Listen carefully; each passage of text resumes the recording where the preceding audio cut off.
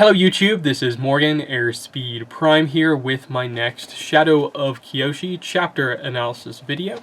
This one's going to be for chapter 19, which is called The Edge. So, in this one, Kyoshi and Jinpa go back to the palace to meet with Zoryu, and they get Zoryu involved in the plan. They inform him about the kidnapping, and more or less sort of force his hand. Get us Cheijin and we'll do the rest. So they get Cheijin, they bring him back to where Huazo is, his mother, and Kyoshi interrogates them. And the big twist comes from the fact that despite all the interrogation, threatening their lives,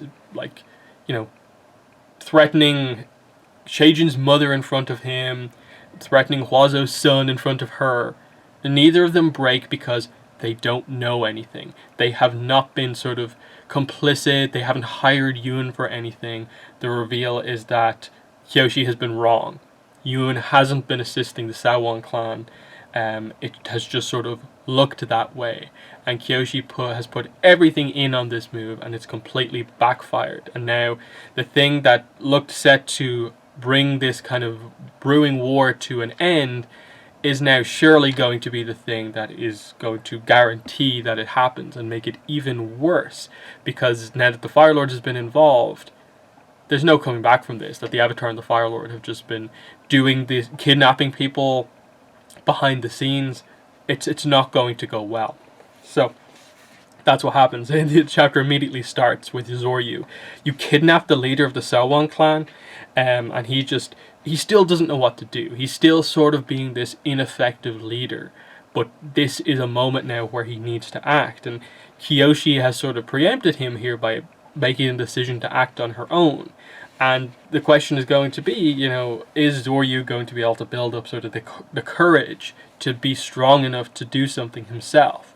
And she goes up to him and like kind of grabs him and is like, you have to be stronger. We have to be stronger.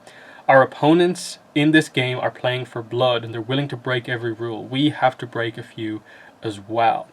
And he does note that, if it doesn't work, you will have hastened my demise. But he has to do something here, because Zoryu, his mistake this entire time has just been, he's been so outplayed and outmaneuvered. His mistake has just been not doing anything throughout this whole time. So he does say, and it's one of the first times that Kyoshi notes that there's a sort of like the fire within him, that he actually has potential here. It's just that he says, I may not be the strongest ruler yet, but I would do anything for the sake of the Fire Nation. Please understand that.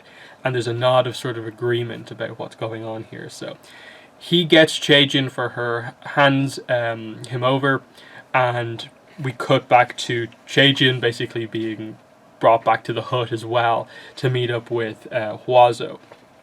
So the whole time he's talking about this in like the exact same way that his mother was when she was first captured. It's just like, great, this looks great. Everyone is seeing you kidnap me in front of everyone. I can't wait to be Fire Lord. Like he is happy about this because it makes everyone else look terrible. So this is when Huazo comes out and they're kind of shocked to see each other, but they realize that this is how it's going to work. And the reason it's the two of them, obviously, like I said, is that Kyoshi realizes that if it's just one or the other on their own, they can just deny it the whole time. But there's maybe a better chance of them both talking if she threatens the son in front of the mother or the mother in front of the son, so she can play off all those dynamics that she needs to do. But is that going too far? This is quite a big move for Kyoshi to make here. It's over the top, absolutely. It's something that Rangi would never do, as we of course saw a chapter or two ago. But will it work? So this is where she just immediately starts to threaten them. They're still there on the bison. So Cheijin is on the bison with Jinpa and Kyoshi. So what she does is she earthbends the hut where Huazo is. And it's like on the edge of a cliff, basically. And so she makes the structure underneath weak and makes it look like she's about to basically landslide Huazo and the hut into the ocean. So this is the threat against Cheijin here. I will kill your mother. And also against her, just her life. And then that's not working. She's like, no, I don't know about Yun. And she's like, oh, you remember his name now, which, backfires on her a little bit here. Even Jinpa, upon seeing the lengths that Kyoshi's going to, like really threatening their lives and like scaring them so much, he's not quite liking this, despite him saying that he sort of understands the need to go to these lengths at times. Um, and so she grabs Cheijin and holds him out over the side of Yin Yang's saddle as if she's about to drop him off the cliff. So threatening the two of their lives, holding them in the lives in her hands here. And she's being called like a monster by Huazo, an animal here. And she's like, where is Yoon? And she's like seconds away from potentially dropping one or both of them when she gets contacted by Kuruk. Kyoshi, this isn't who you are. So this stops her. This is what confirms to her as she sees them in such fear, still denying that they know anything about Yoon. She knows that it's true now. And that her whole plan has just failed.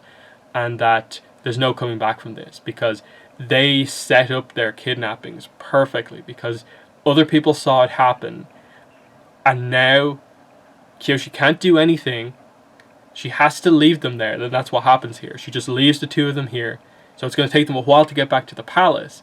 So there's only a little bit of time now to try and sort of scavenge something from this. Because the second they come back and meet up with their clan, the war is about to happen here. And the Fire Lord and Kyoshi look absolutely terrible in this. That they've conspired together to threaten, kidnap, for no reason. That they've accused them of working with an outside force. Which, if it was true, would have stopped this whole thing from happening. But the accusation makes the other side look worse now. So it's a pretty nice dynamic overall. So they head back to the palace here because they have to get back there before them. But Kyoshi knows that they have a handful of hours before they make their way back to the palace as well. That Zoryu's reign is probably going to end here, and the end of the chapter is really good. But instead, she was walled in from every side. To her, the future was impenetrable blankness, where she'd faltered, injured, and made things worse with every step. Not only was she the loser of the game, it had been a mistake for her to ever play. So this is Kyoshi's bad foray into politics and making big moves to make things happen. She's just made it worse. So how do we end things here? Where do things go from here? And what ends up being quite interesting is that the politics plot in the book is resolved in the next two chapters. Within the next, how many pages is it? Within the next, less than 20 pages, this whole politics plot comes to an end. Because the thing that hasn't been happening in the book up to now has been Zoryu doing anything. And all of a sudden, when Kyoshi returns, we are going to see Zoryu act and make a move, and make a devastating move that wins the day, basically. And so that was a real sort of surprise to see it happen, because you don't expect it at all, especially given how this chapter ends. Kyoshi feels that she's lost 100% and she's made things worse for the Fire Lord, but we're going to see what the Fire Lord actually is about to do here. That Kyoshi sort of got him going, I'll do anything for the sake of the Fire Nation. What is he going to do? So in the time she's off threatening these two doing something wrong, what's he planning back at the capital? That's the setup here. But again, it's another good chapter. I like the kind of loyalty between mother and daughter here. They're both sort of trying to defend each other. They're reaching out for each other as Kyoshi threatening them both.